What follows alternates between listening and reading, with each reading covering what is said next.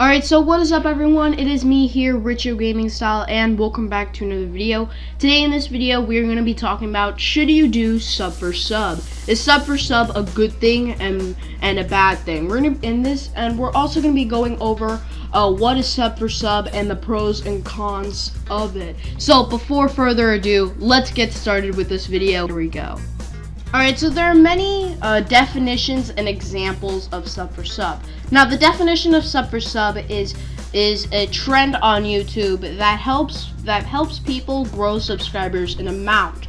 Though it's not actually in a good way. It's either through spam, or it's either through this app, called Sub for Sub. If you don't know what Sub for Sub app is, Sub for Sub app is an app that gives you this promotion option to your channel to gain more subscribers. Instead of spamming your way through getting subscribers, you have to use this promotion option that you gain through coins.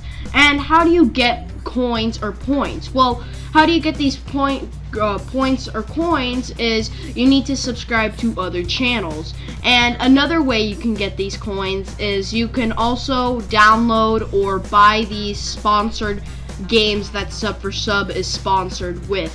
Now, this actually breaks YouTube's terms of service, and I'm going to explain why. The reason why this breaks YouTube terms of service is because spam is involved. And if you've read YouTube's terms and service, you would see that spam is not allowed on YouTube. Spam is when basically people promote themselves on the comment section of another YouTuber without the owner's permission.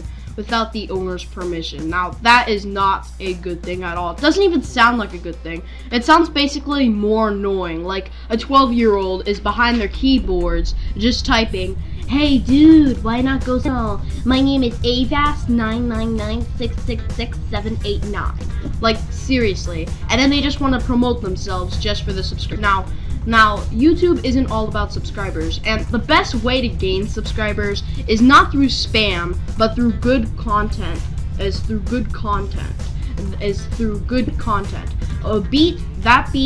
That beats quantity. So don't take quantity over quality, because quality is what also gains quantity, which is part of the number of subscribers you have.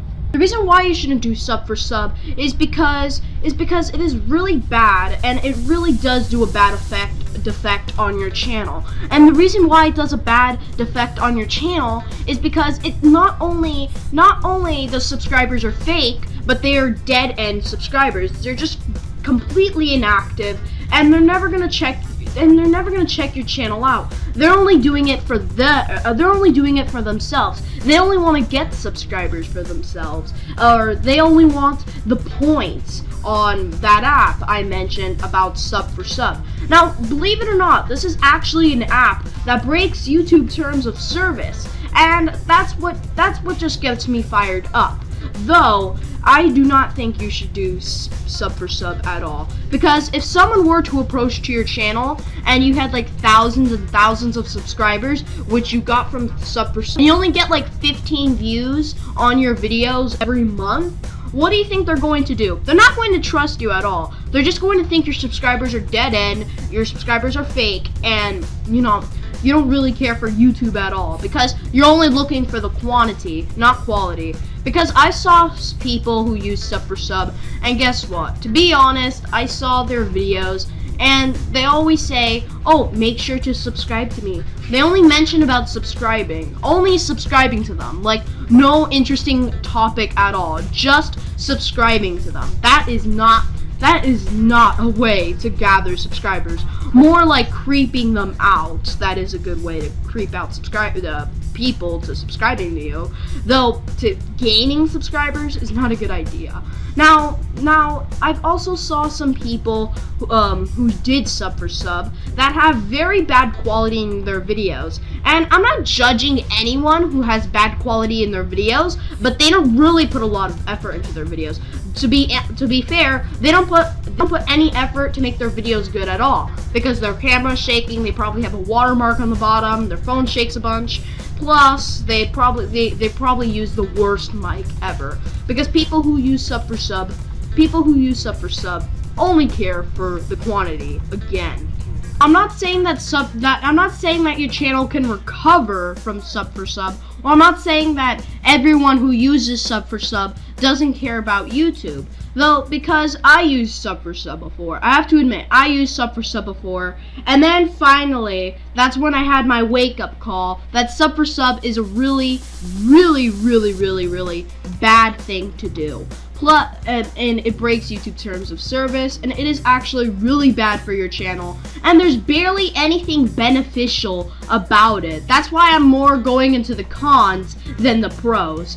Though some people who do use Sub4Sub really do care about YouTube, and they really do want to get themselves out there. Well, here's my note, and here's actually going to be a note that you probably want to remember. If you're going to get yourself out there, it can't be through Sub4Sub. To get yourself out there, you could probably join some networks, or you could probably get it, or you could probably get a shout out from someone else. Though when it comes with Sub4Sub, the people are not the people who use it that don't really care for YouTube. Again, are not really going to check your channel out. They're only doing it for gaining subscribers, and that's it. Because it's what Sub4Sub is about. Sub4Sub. You subscribe to them, they subscribe back. Or they subscribe to you, you subscribe back. That's exactly what Sub4Sub is. And I don't really think it is a good strategy to get yourself out there. I think it is more of a good strategy to damage your channel. Yes, when you think about it. Well, anyways, that's all I have to say about Sub4Sub. Hopefully you guys did enjoy this video. If you did, please leave a like, leave a comment, don't forget to subscribe, and I'll see you guys next time. Goodbye.